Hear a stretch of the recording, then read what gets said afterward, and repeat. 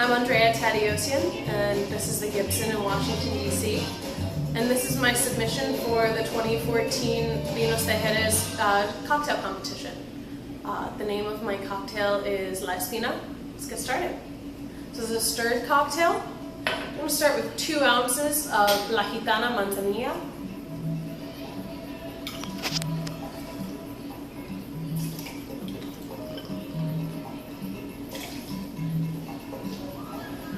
And next, we're going to use the Maguey Vida mezcal that has been infused with grilled pineapple skins, a little bit of chamomile, and some star anise. And I'll go into this a little later, but we're going to start with 1 ounce of this to the 2 ounces of sherry. There we are. And next, 1/4 ounce of L'Authentique genepi. About a scant quarter will do. You don't want it to overpower the other herbs in the cocktail. And next, 1/8 of an ounce of Zucca Rubarbaro.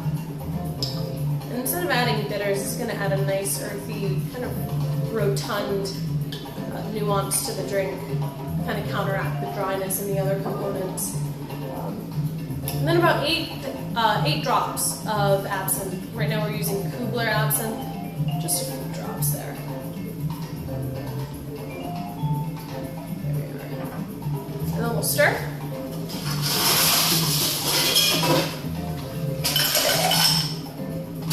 And because this is so low in alcohol content, the drink doesn't need to be stirred for too long, about 15 seconds will do. Don't need too much dilution, don't need it to be too cold. We still want everything to stand out in the cocktail. So that should be just about enough. And we're going to strain into a wine glass.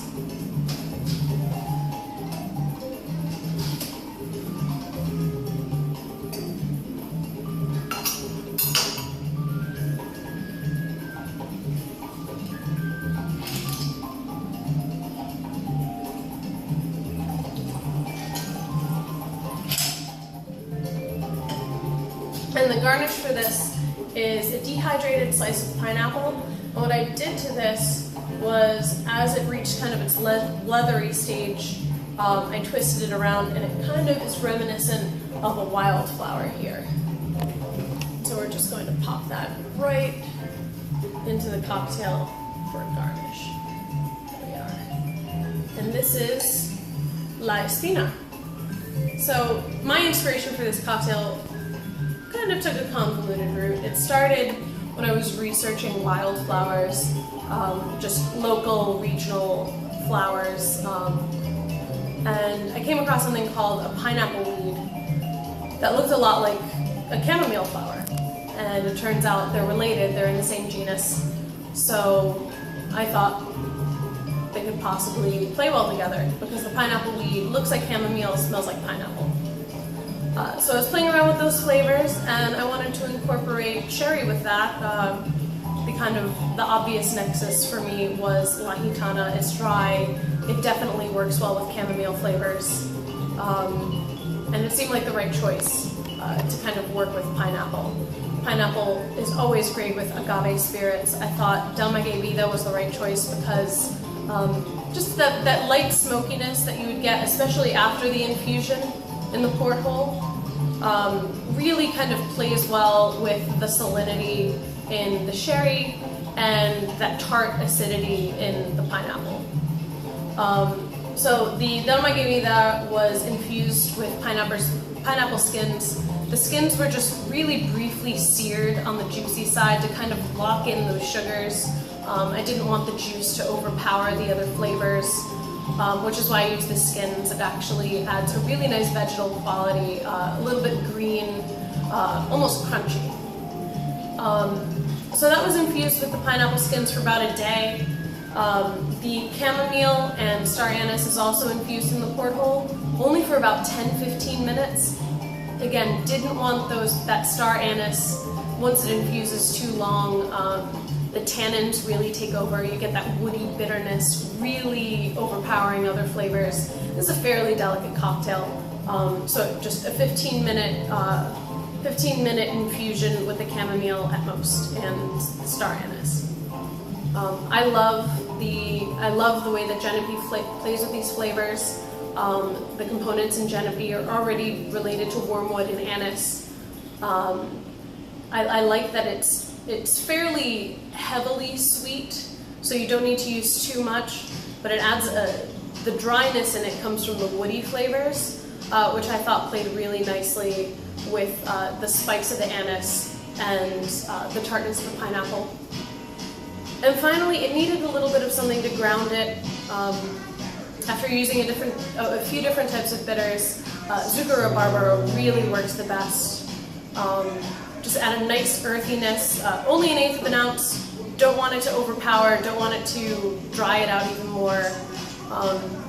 But yeah, and just a little bit of the absinthe to further play with those sharp anise flavors.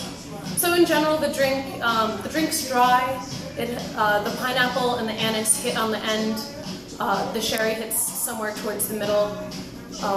The dried pineapple garnish doesn't add too much in terms of aroma, but that's completely fine because the aroma of the drink by itself, as it warms, it changes, but it starts off very genepi forward. As it warms, the pineapple takes a little bit comes to the forefront a bit more, and the spices you taste on the tongue a bit more. And so that's why I used a wine glass. I really wanted to kind of concentrate those aromas. The pineapple garnish adds a little bit of a scent, definitely changes the flavor of the drink as it soaks up a little bit of the liquid. But it is edible. Adds a nice little, well, depending on how soon you eat it, it could be crunchy or a little bit on the softer, more leathery side. But edible either way, tasty either way, very sweet, concentrated pineapple flavors. And that's it, that's La Espina. And so what I like to pair this with is just some almonds, pretty simple. It's meant to be more of an aperitif than anything else.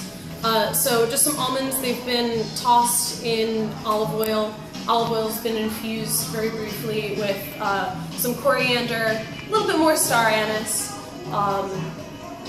tossed with salt, a little bit of honey, and topped with just a little bit of grated lemon peel to kind of play with the tartness in the drink as well. And so that's my submission. Thank you very much. Cheers.